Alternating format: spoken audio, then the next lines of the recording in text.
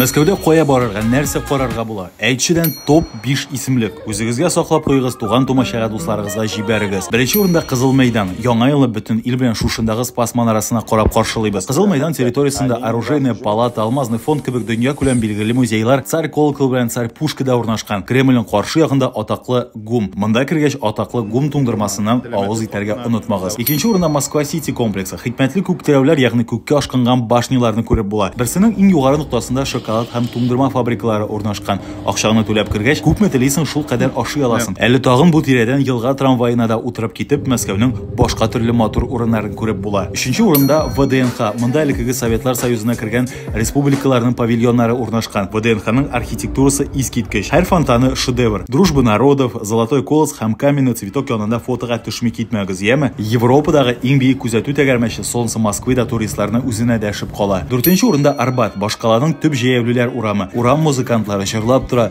рәссамнар да теләгән һәркемнең шаржларын җәлт кенә ясап бирә. Килгән Цой диварын, ягъни стенасын күрми китмәгез. 5нче урында Җәмигъ мәчете. Әкияттәге сыман искиткеч матур Солтан сарае. Чагыштырмача күптән түгел 2015 елда ачылган. Мәчеттәге экскурсия хезмәтеннән файдаланып була. Дуслар, Мәскәүдә нәрсә кара булуы турында башка төрле исемлекләр кирәк булса, әйтик, балалар белән ниләр кара булуы, ВДНХдагы йөзләгән музейларның кайсысын сайларга кирәк дигән киңәшләр кирәк булса, комментарида языгыз, яме?